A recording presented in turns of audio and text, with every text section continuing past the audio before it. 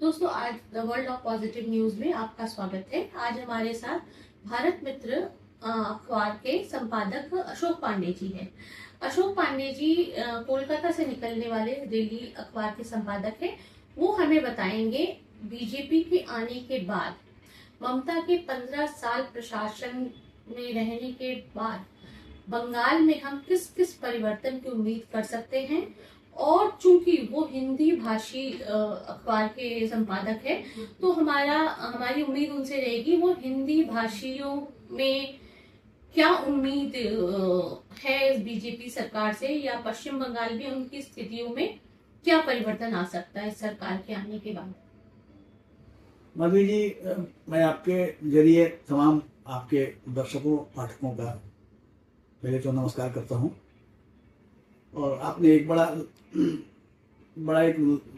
जटिल सा सवाल पेश किया है कि 15 सालों के बाद एक सरकार बदली है यहाँ। एक्चुअली 15 साल नहीं, करीब 49 साल बाद यहाँ परिवर्तन हुआ है। माधवी जी, आपने एक बड़ा पेचीदा सवाल रख दिया है। पहली बात तो यह है कि आपने कहा कि 15 साल, मुझे लगता है कि 15 साल नहीं, तकरीबन 49 साल बाद यहाँ सरकार बदली है, क्योंकि 34 साल वामपंथी रहे और 15 साल ममता बनर्जी सरकार रही।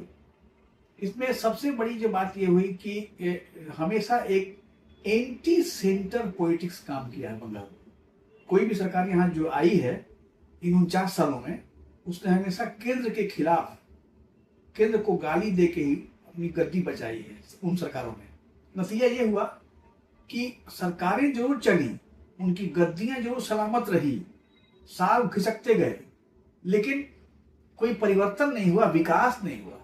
तो विकास की जो गाड़ी है वो 49 साल से खड़ी है बंगाल में। अब चूंकि एक नई सरकार आई है जिसे डबल इंजन सरकार कहा जा रहा है, नरेंद्र मोदी की टीम ने बहुत मेहनत की है, बहुत कोशिश के बाद यहाँ परिवर्तन हुआ है। और उस परिवर्तन को मूर्त रूप देने के लिए जो कहा गया था कि वो भरोसा इन भय आउट, तो भरोसा इन के लिए लगातार जो प्रयास चल रहा है और शुभेंदु अधिकारी लगातार जो प्रयास कर रहे हैं, इस छोटे से टेन्योर में जो कई काम करके दिखाया इन्होंने, इससे लगता है कि सरकार एक सही दिशा में जा रही है। लेकिन करना बहुत कुछ है, क्योंकि 49 साल की बर्बादी आप समझ रहे कुछ महीनों में खत्म हो जाएगी, कुछ महीनों में खत्म हो जाएगी, ये नहीं कर सकते हैं। क्योंकि हर जगह धोखा दिया गया है, हर जगह जनता के साथ लूट खसोट हुई है। आप देख ही रही हैं, लोगों पे अंडे फेंके जा रहे हैं, लोगों के साथ गालियां दी जा रही हैं, चोर चोर कहा जा रहा है। तमाम शासकों के साथ जनता ने जिस तरह का रुख अपनाया है यहाँ, ये बताता है कि लोगों में कितना गुस्सा था। तो इस जनता के गुस्से को कोप करते हुए इस राज्य को एक सही राह पर ले जाने के लिए भाजपा सरकार को बहुत लंबी कोशिश करनी होगी। ये जरूर है कि सरकार की सोच सही दिशा में जा रही है, लेकिन अभी बहुत शुरुआती दौर है, नहीं कह सकते हैं कब तक क्या होगा। अशोक जी, मेरा एक सवाल आपसे और है। जैसा कि आपने कहा कि इस सरकार में इस चुनाव में बीजेपी में ऐसे बहुत सारे एमएलए चुनकर आए हैं जिनको अनुभव नहीं है प्रशासन का, और उनके लिए चुनौतीपूर्ण काम होगा। केंद्र की सरकार नो वंडर के इस पे हावी रहेगी और राज्य की सरकार को निर्देश वहां से जारी होंगे, ऐसा बहुत से स्थानीय पत्रकारों ने मुझे कहा। तो आपको ऐसा क्या लगता है कि कौन सी चुनौतियां राज्य के एमएलए, नए एमएलए के ऊपर है, और केंद्र इस चीज को कैसे हैंडल करने की कोशिश करेगा और वो खुद कैसे करेंगे? अभी ऐसा है कि भाजपा के काम करने का जो तरीका अब तक जो देखा गया है अन्य राज्यों में, कि एक सेंट्रल टीम होती है इनकी जो दिल्ली में बैठी होती है, वही सब कुछ डिक्टेट करती है। इनके जितने एमएलए चुन के आए हैं, उन एमएलए का काम वो पन्ना प्रमुखों की तरह का होगा।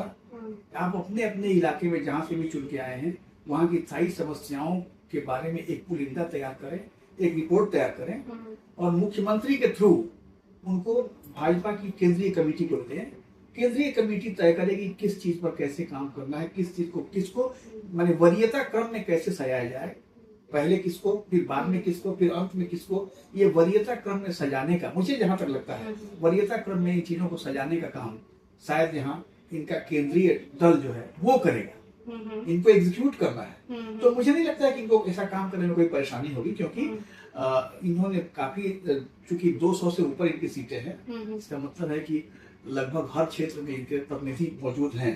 उन प्रतिनिधियों के ग्राउंड जरिए वर्क किया जा चुका है, इनके पास ग्राउंड रिपोर्टिंग है, तो बहुत दिक्कत नहीं होगी। और उस ग्राउंड रिपोर्ट के आधार पर ही इन्हें अगली जो योजना बनानी है इनकी, अब जैसे 2-3 दिनों में ही इनका बजट आने वाला है, तो बजट से तस्वीर साफ होगी कि भाजपा किस ओर जा रही है। हालांकि ये पहला बजट होगा, इसमें बहुत कुछ क्लियर नहीं होगा, लेकिन हाँ सरकार का विजन क्या है ये लगभग तय हो जाएगा।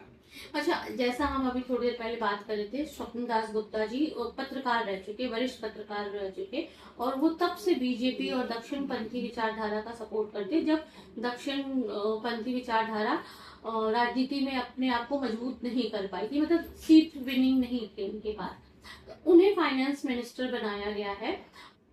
उनको एडमिनिस्ट्रेशन का इतना अनुभव नहीं है जैसा हम बात कर रहे थे, तो उनके सामने क्या चुनौतियां रहेंगी? क्योंकि नो वंडर बंगाल में बहुत सारे डेप्ट्स है। ममता बनर्जी की सरकार बहुत बड़ा डेप्ट का बोझ उनके सर पर लेकर गई है, तो उनके लिए कैसा होगा? नहीं, उनके लिए बहुत दिक्कत इसलिए नहीं होगी क्योंकि सरकार चलाने के लिए नेता काम नहीं करता है, ब्यूरोक्रेसी काम करती है। आप जानती हैं, आप एक वरिष्ठ पत्रकार है तो पता है कि it is the bureaucracy which runs the government. But dictation come from the तो ये will power should be will power से यहाँ से आता है। तो चूंकि जो लोग सिस्टम में काम करते आए हैं, जो आईएएस लोग जो हैं, सीनियर जो लोग हैं, वो तो काम करते आए हैं, उनको काम का अनुभव है।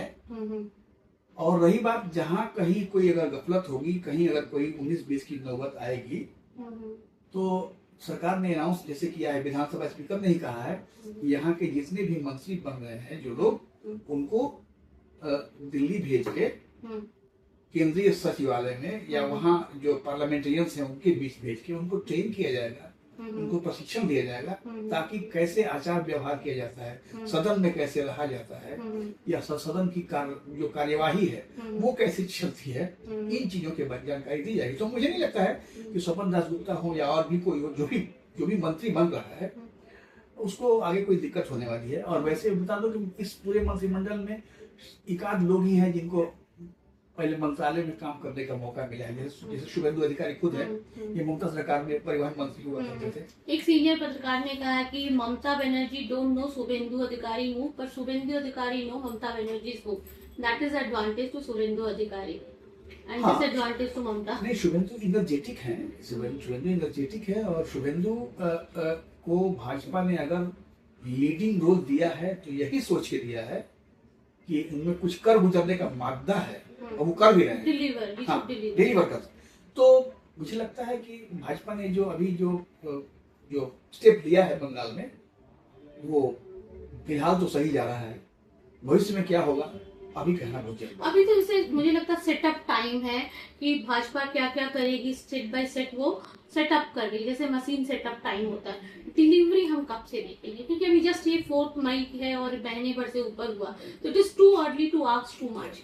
सो आपको कब लग रहा कि कौन सा month we should expect delivery from Bhajpa? जनवरी, कम से कम जनवरी 27 के बाद ही समझ में आएगा। जनवरी के बाद मतलब आप ये पूरा हैप्पी हॉलिडे दे रहे हैं उनको। 6 महीना इनका चलेगा डेंटिशन पीरियड। अभी तो बच्चे का दांत आएगा, तो मुझे लगता है कि जनवरी 2027 के बाद समझ में आएगा कि तस्वीर कितनी सुधर रही है। और ये अच्छी बात है कि इस सरकार से कुछ इंडस्ट्रियलिस्ट ने संपर्क करना शुरू कर दिया है, कुछ लोगों ने यहाँ इन्वेस्टमेंट करने की मंशा जाहिर की है। ये चीजें अभी जो आ रही है सुन के अच्छा लग रहा है। आपको लगता है कि जो 40 साल में एक मेंटालिटी डेवलप हो जाती लोकल्स की, चूंकि मैं भी born and bought up Calcutta हूँ लेकिन 20 साल से दिल्ली में हूँ, तो I could understand the difference between the mentality. तो वो मेंटालिटी बंगाल के लोगों की या कैलकाटा के लोगों की बदलेगी? वर्क कल्चर को लेकर लोग बहुत बाहर वाले होपफुल नहीं होते बंगाल से, तो उसको वो कैसे टैकल करेगी बीजेपी सरकार? माधवी जी क्योंकि अब ये भी अब उनकी ही हो चुकी, बंगाल की जनता भी उनकी हो चुकी। मैं बताऊं माधवी जी, ये वही बंगाल है जो पूरे इंडिया को बिजनेस सिखाया करता था। ये वही बंगाल है जिसने पूरे इंडिया को कल्चर सिखाया। ये वही बंगाल है जहाँ का एक सन्यासी पूरी दुनिया को एक सूत्र में बांध गया, स्वामी विवेकानंद। ओके। ये वही बंगाल है जिसके दो लोगों ने देश को दो संगीत दिया, एक जनगण मन और दूसरा वंदे मातरम। तो इस जमीन का दोष नहीं है, यहाँ के शासकों का दोष है। मुझे लगता है कि शासक अगर सही होगा, जनता गुमराह नहीं होगी। Thank you, Ashok ji. This is a very fruitful discussion. Thanks. I landed in Calcutta. धन्यवाद। This is Madhvi Shri from Calcutta.